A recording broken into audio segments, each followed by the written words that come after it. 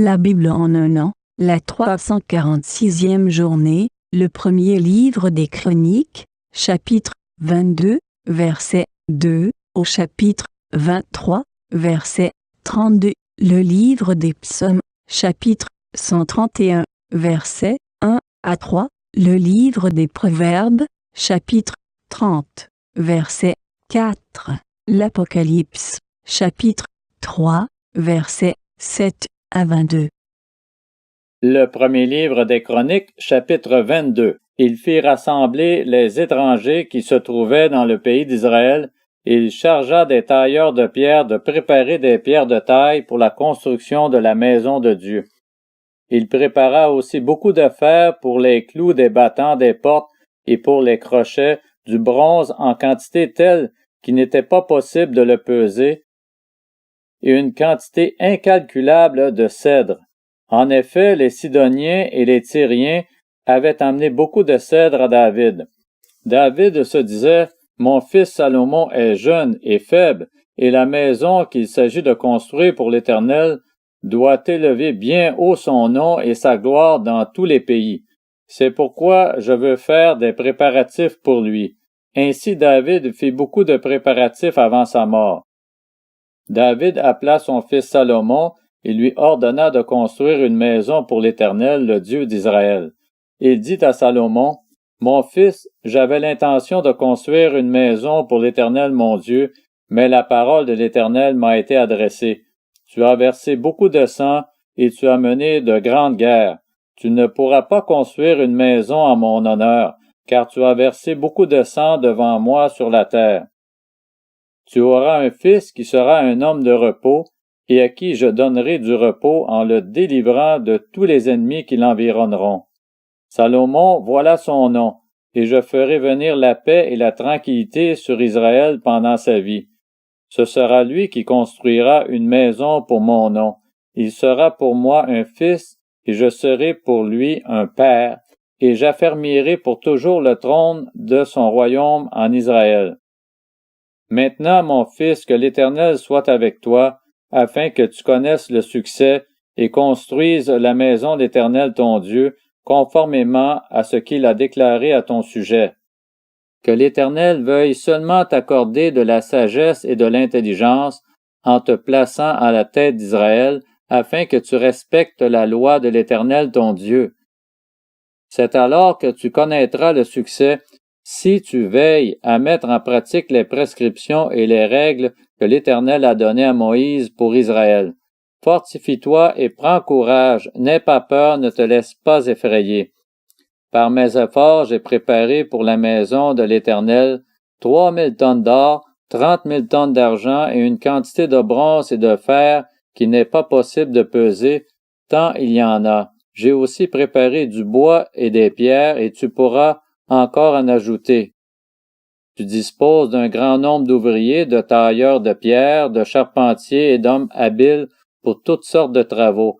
L'or, l'argent, le bronze et le fer sont en quantité incalculable.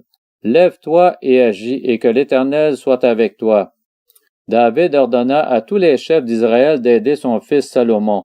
« L'Éternel, votre Dieu, n'est-il pas avec vous, et ne vous a-t-il pas donné du repos de tous côtés? En effet, il a livré entre mes mains les habitants du pays, et le pays est soumis devant l'Éternel et devant son peuple. Appliquez maintenant votre cœur et votre âme à chercher l'Éternel votre Dieu.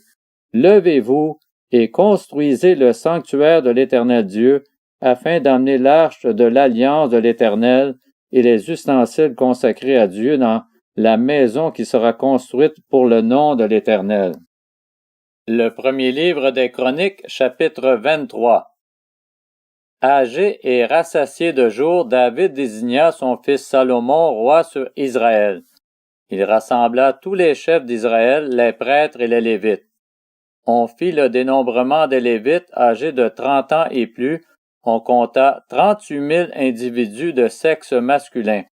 David dit qu'il y en ait 24 000 pour diriger les travaux de la maison de l'Éternel, 6 000 pour officier comme magistrat et juge, 4 000 comme portier et 4 000 pour louer l'Éternel avec les instruments que j'ai faits pour le célébrer. David les répartit en classes d'après les fils de Lévi, Gershon, Kehath et Merari. Pour les Gershonites, il y avait Laédan et Shimei. Fils de Laédan, le chef Jéhiel, Zétham et Joël, 3 en tout. Fils de Shimei, Shélomith, Aziel et Haran, ce qui fait 3. Ce sont là les chefs de famille de Laédan. Autres fils de Shimei, Zakat, Ziza, Jush et Béria. Ce sont là les 4 fils de Shimei. Zakat était le chef et Ziza le deuxième. Jush et Béria n'eurent pas beaucoup de fils et ils formèrent une seule famille dans le dénombrement. Voici les fils de Kehath: Amram, Jitséar, Hébron et Uziel, 4 en tout. Fils d'Amram, Aaron et Moïse. Aaron fut mis à part pour être consacré au lieu très saint avec ses descendants pour toujours. Il devait offrir les parfums devant l'Éternel, le servir et bénir pour toujours en son nom. Quant aux fils de Moïse, homme de Dieu, ils furent comptés dans la tribu de Lévi. Fils de Moïse, Gershom et Éliézer. Fils de Gershom, Shebuel, le chef. Les descendants d'Éliézer furent Récabia le chef et ses très nombreux fils. Éliézer lui-même n'eut pas d'autres fils. Fils de Jitséar, Shélomith le chef. Fils de Hébron, Jérija le chef, Amaria le deuxième, Jacaziel le troisième et Jécaméam le quatrième. Fils d'Uziel, Miché le chef et Jishéja le deuxième. Voici les fils de Merari, Malkli et Mushi. Fils de Makli, Éléazar et Kis. Éléazar mourut sans avoir de fils, mais il eut des filles qui épousèrent les fils de Kis, leur cousin. Fils de Mushi, Makli, Éder et Jérémoth, ce qui fait 3. Ce sont là les Lévites en fonction de leur famille, avec les chefs de famille d'après le dénombrement qu'on en fit en comptant les noms des individus. Dès l'âge de 20 ans, ils furent affectés au service de la maison de l'Éternel, car David avait dit: « L'Éternel, le Dieu d'Israël, a donné du repos à son peuple, et il habitera pour toujours à Jérusalem. » Ainsi les Lévites n'auront plus à porter le tabernacle, ni tous les ustensiles destinés à son service. Ce fut d'après les derniers ordres de David qu'eut lieu le dénombrement des Lévites âgés de 20 ans et plus. Chargés d'assister les descendants d'Aaron pour le service de la maison de l'Éternel, ils étaient responsables des parvis et des chambres, de la purification de toutes les choses saintes et des travaux liés au service de la maison de Dieu, des pains consacrés, de la fleur de farine pour les offrandes, des galettes sans levain, des gâteaux cuits sur la plaque et des gâteaux frits de toutes les mesures de capacité et de longueur. Ils devaient être présents chaque matin et chaque soir afin de louer et de célébrer l'Éternel et offrir continuellement devant lui tous les holocaustes qui étaient destinés lors des sabbats, des débuts de mois et des fêtes, suivant le nombre fixé par la règle. Ils veillaient sur la tente de la rencontre, sur le sanctuaire et sur les descendants d'Aaron leurs frères pour le service de la maison de l'Éternel. Le livre des Psaumes, chapitre 131. Chant des montées de David. Éternel, je n'ai pas un cœur orgueilleux, ni des regards hautains, et je ne m'engage pas dans des projets trop grands et trop élevés pour moi. Au contraire, je suis calme et tranquille, comme un enfant sevré qui se trouve avec sa mère. Je suis comme un enfant sevré. Israël, mets ton espoir en l'Éternel, dès maintenant et pour toujours. Le livre des Proverbes, chapitre 30. Qui est monté au ciel et qui en est descendu? Qui a rassemblé le vent dans le creux de ses mains? Qui a serré l'eau dans son manteau? Qui a fixé les limites de la terre? Quel est son nom et quel est le nom de son fils? Le sais-tu? Le livre de l'Apocalypse, chapitre 3. Écrit à l'ange de l'église de Philadelphie. Voici ce que dit le Saint, le véritable, celui qui a la clé de David, celui qui ouvre et personne ne pourra fermer, celui qui ferme et personne ne pourra ouvrir. Je connais tes œuvres. Voici, j'ai mis devant toi une porte ouverte que personne ne peut refermer, parce que tu as peu de puissance et que tu as gardé ma parole sans renier mon nom.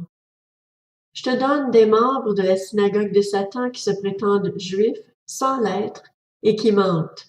Je les ferai venir se prosterner à tes pieds et reconnaître que je t'ai aimé. Parce que tu as gardé mon ordre de persévérer, je te garderai aussi à l'heure de la tentation qui va venir sur le monde entier pour mettre à l'épreuve les habitants de la terre. Je viens bientôt. Tiens ferme ce que tu as, afin que personne ne prenne ta couronne. Du vainqueur, je ferai un pilier dans le temple de mon Dieu, et il n'en sortira plus jamais. J'écrirai sur lui le nom de mon Dieu, celui de la ville de mon Dieu, la nouvelle Jérusalem, qui descend du ciel d'auprès de mon Dieu, ainsi que mon nom nouveau. Que celui qui a des oreilles écoute ce que l'Esprit dit aux églises. Écris à l'ange de l'église de la Odyssée. Voici ce que dit l'Amen, le témoin fidèle et véritable, l'auteur de la création de Dieu. Je connais tes œuvres. Je sais que tu n'es ni froid ni bouillant. Si seulement tu étais froid ou bouillant. Ainsi parce que tu es tiède et que tu n'es ni froid ni bouillant, je vais te vomir de ma bouche. En effet, tu dis je suis riche, je me suis enrichi et je n'ai besoin de rien. Et tu ne sais pas que tu es malheureux, misérable, pauvre, aveugle et nu. Je te conseille donc d'acheter chez moi de l'or purifié par le feu, afin que tu deviennes vraiment riche, des vêtements blancs afin que tu sois habillé, et qu'on ne voie plus la honte de ta nudité, ainsi qu'un remède à appliquer sur tes yeux afin que tu vois. Moi, je reprends et je corrige tous ceux que j'aime. Aie donc du zèle et repens-toi. Voici, je me tiens à la porte et je frappe. Si quelqu'un entend ma voix et ouvre la porte, j'entrerai chez lui, je souperai avec lui et lui avec moi. Le vainqueur, je le ferai asseoir avec moi sur mon trône, tout comme moi aussi j'ai vaincu et me suis assis avec mon Père sur son trône. Que celui qui a des oreilles écoute ce que l'Esprit dit aux églises.